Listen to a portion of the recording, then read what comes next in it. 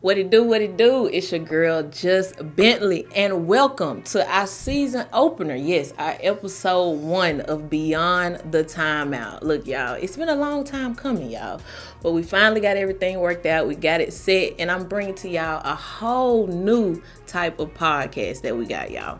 We're going to talk about different topics. We're going to have guests in, and basically, just to give a little backstory of the podcast and how it even got started.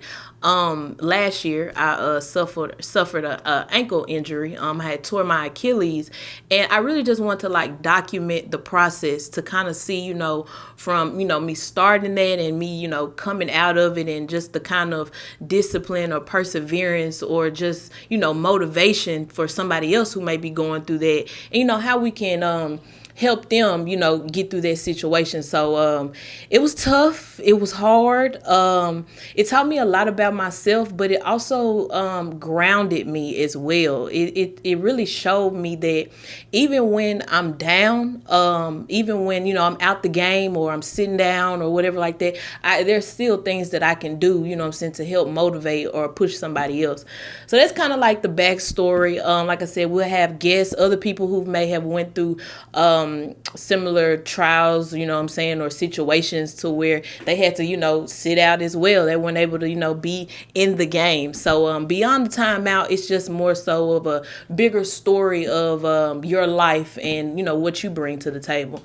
So without further ado, I have to talk about, this is I guess you could say this is a Memphis-based podcast, and there's a lot that's been going on in Memphis, and it wouldn't be right if I didn't, go ahead and address the elephant in the room, right?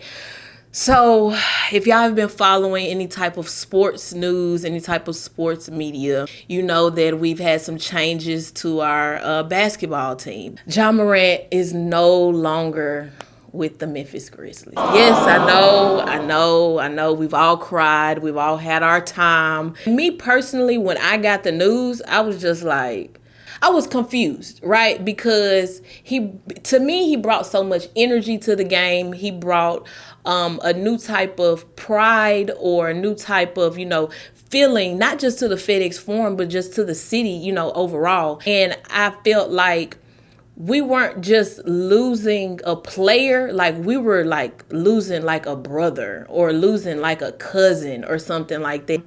Since we're talking about it, I want to, take out some little memorabilia that I had.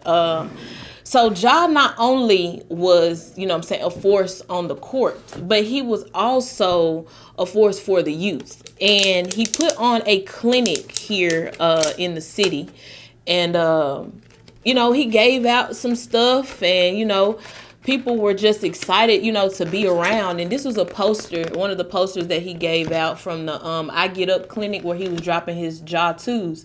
And everybody who actually worked on that project or that clinic with him, he actually gave them a pair, of his shoes. And so there were just a couple of things that I got. Like this was the wristband that you got if you were, one of the people that worked on it. And for the people who trying to say I didn't work on it, all access. Come on now. All access. But I'm very grateful to have been a part of this, because I not only got to see him on the court, but I actually got to, see him as just being a regular human. Just he was there with his family, his kids. This is one of the, the towels that he got. That he gave out, but just, being a part of that showed me to where, not necessarily saying I just knew him to the T, but just to see him just in a human form, not seeing him as a celebrity, not seeing him with all his chains on or all his, people, just him being a regular person. And I feel like, with the stuff he had going on in the news, it kind of, shied away from that. And I'm not trying to say that, he was a perfect person, because we all know that's impossible to be. You cannot be a perfect person. But I do feel like, him coming to the city and him embracing, our culture and what we have going on, Call 12 will always be Ja, in my opinion. There is nobody who can come to the Grizzlies and wear 12 and, have this same type of spark or same type of energy, that he brought to the game. So Although I am sad to see him leave, I do wish him nothing but success. I know he's going to go and do great things. So Portland Trailblazers has him, and I'm going to forever be a Ja Morant fan. Like I said, it doesn't even necessarily have anything to do with him being a player, but it has everything with him just being a man, and that's one thing that I can commend him on. So talking about Ja Morant leaving and going to Portland, I want to know how the Grizzlies rebuild, will affect the city. And affect the game as well, because we know that a lot of our tourism or our traffic is because of who we have on the court. So I wonder if the people that we've got in the trade, will they be able to add that same type of value to the court? Will they be able to add that same type of value just to, the city as well? And I also want to, throw this in too. Like I said, I want y'all feedback on that, but I also want to throw in too with this rebuild, right? Because we going all new. We going all we starting from ground zero. How many years do you think that it will take for us to get a championship? Just drop a comment, let me know. We can go back and forth, with the feedback with that. But since we decided to go a different route, I want to know, is it going to be beneficial for us? Is it going to be beneficial for the city? Do you think that this was a good move? So I just kind of want to get y'all feedback on that. But I kind of want to shift. I want to kind of go into college. Penny Hardaway, right? We've seen him, we've seen him play. We've seen him, on and off the court. We've seen him go through his little, things, in the news as well. But I really, when I think of Penny Hardaway, I think of success, I think of greatness. But I want to know, is he blackballed? Like, do y'all feel like he's blackballed? Like, I don't feel like he gets the same type of coverage or same type of support or same type of love that other coaches in his position would get.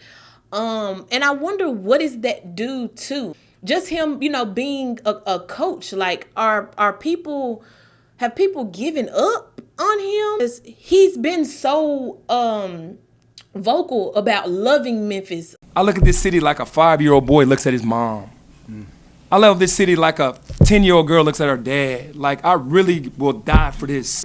But sometimes I feel like when we're in talks of him, we kind of like put a but, or we put a, well, he hasn't done this. Well, yeah, he's done this, but he hasn't done this. So that kind of brings me back to the Ja debate. Like, how long do we give our people to actually show us their greatness, or show us that they can give us, what we need? Like, is there a time limit on that? Does that have to do with basketball? Does that have to do with, just being a human or just being a person? Because what I've noticed in the city is, as long as you are winning, or as long as other people are on your side, then you're good.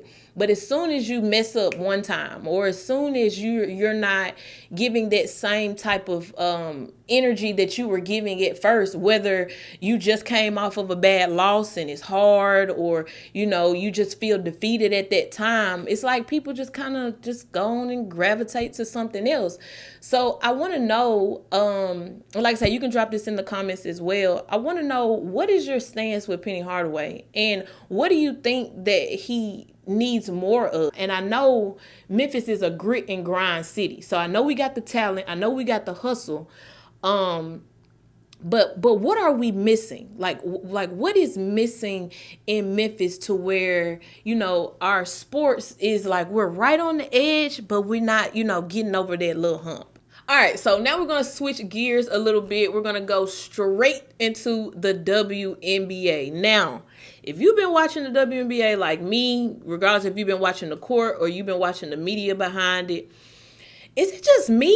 Are they really trying to pin Angel Reese and Caitlin Clark against each other. Like, I know they've been going back and forth. I know they've been at it. I know they didn't have they, separate little press conferences and have been, vocal about their stance. But it seems to me like the media is trying to press or push a certain type of narrative that don't got nothing to do with basketball. Like, it's got everything to do with the outside of it and not basketball. Now, I'm going to be honest. I see both arguments. Before Caitlin Clark started shooting from almost half court, it wasn't as many people as it is today watching women's sports, right? We had never seen or hadn't seen in a long time a girl that could do that, right? I just think when it was somebody else, the highlights were a little bit different. And, staying up to date on the media and what they're saying and stuff like that, and even on the court, like, Kaylin just got hurt not too long ago when she was playing against the Sparks, and she only had 9 points. Now, mind you, she was averaging 21 points, right? So her beyond the timeout was she had a back injury. So she had to sit out for a minute, right? So she went from 21 points, had a back injury, and then scored 9 points. You know what I'm saying? So it's like, on the court, it's sometimes don't always translate that, that what you have in the media. Because if that was anybody else, it would have been she could have just pushed through, or but for her, it's kind of like she get a little bit more leeway, than other athletes, right? But not gonna stay too long on that. I'm gonna fast forward to when Angel Reese was playing against Flage, right? So before the game even finished, of course, Flage's team was winning. So she went in, to shake Angel Reese's hand. And the media blew up about that because Angel Reese didn't dap her up. Now, I am an athlete. I'm an athlete first, right? I don't care if this has been my best friend for 20 years, right? If we are playing a game and I'm playing against you and I'm losing, I'm not finna dap you up, bro. Like, we enemies right now. We ops at this point, right? Now, after the game, yeah, I might dap you up, blah, blah, blah, or whatever. You know what I'm saying? We still cool. But on the court, I'm not gonna dap you up. But if you notice, when you looked at the media on that, they even tried to pin them two together. Like, oh, well, she don't want to dap up her teammate, da-da-da, so whatever. I'm like, that's the game. That's the sport. When we on this court, it's either I'm going to win or you going to win. That's it. And if I'm losing, we not cool right now. I'm trying to figure out how I can win for my team.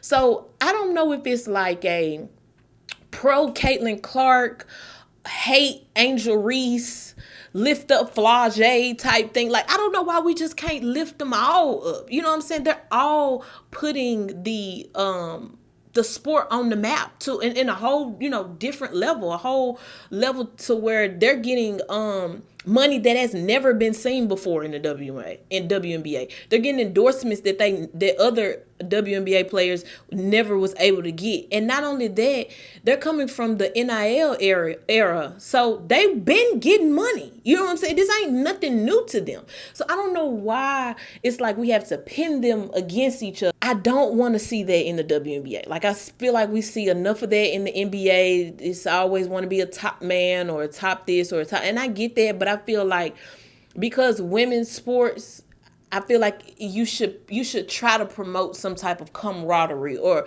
promote. Now I'm not saying don't be competitive, because still be competitive, but pinning women together is viewed a little bit differently. And then again, this is just my take on it. This is how I feel. So feel free to leave a comment and let me know what you think about it. So this was our season opener of Beyond the Timeout. I appreciate everybody for watching. I hope these topics you were able to relate with. If there are any topics that you feel like I need to touch on, or any topics throughout the week, or the month that you feel like, hey, I want, I want to know your opinion on this.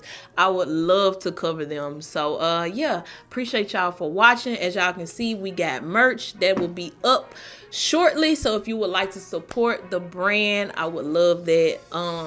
But yeah, just Bentley, Beyond the Timeout. I'll catch y'all next time.